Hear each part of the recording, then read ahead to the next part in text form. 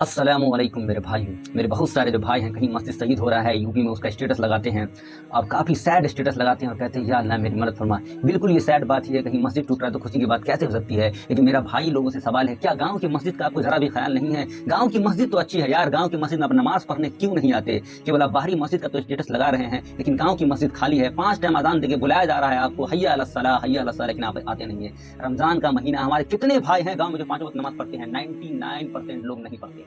ये हकीकत है हमारे गांव की भाई।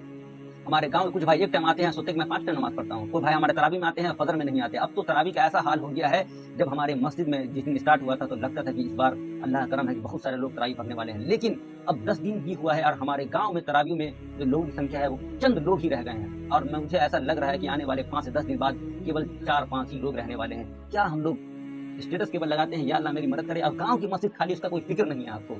ऐसे मुसलमान है भाई हम लोग।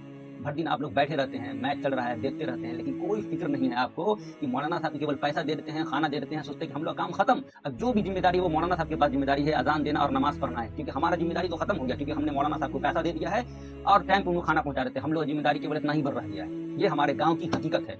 हमारे बहुत सारे बूढ़े चचा लोग भी नमाज पढ़ने नहीं आते, ये हकीकत है। एक टाइम आ जाते हैं और गाँव में बच्चे लोग को डांटना शुरू कर देते हैं। अरे बच्चे लोग को समझाइए, लेकिन कम से कम 5 टाइम तो आइए, रमजान का टाइम है। 1-2 दिन तबीयत खराब हो गया, उसके बाद से तो नमाज बंद। अब उनका ये पूरा महीना माफ रहेगा। कैसे मुसलमान हो गए, खाली बाहरी का स्टेटस लगाते हैं, या अल्लाह मेरी मदद फरमा, मुसलमान के साथ ये हो रहा है वो। अरे जो मस्जिद खाली उसको तो आप भर ही नहीं पा रहे हैं। गांव की मस्जिद बार बार आपको पुकार रही है, इस बात का आपको सैड फील नहीं होता है कि गांव में इतना आदमी होने के बावजूद भी लोग नमाज पढ़ने नहीं आते हैं? देख लीजिए, फजर में जैसे पहले था, रमजान से पहले, आज भी वैसा ही हमारे गांव का हाल है। क्या लगता है हम लोग को ऊपर से मदद आने वाला है? कैसे मदद आएगा? हमारे गांव के नौजवान भाई तो तरावी में करने लगते हैं, 2 रिकात 4 रिकात होता है, भागना शुरू कर देते हैं। क्या हम लोग कर रहे हैं?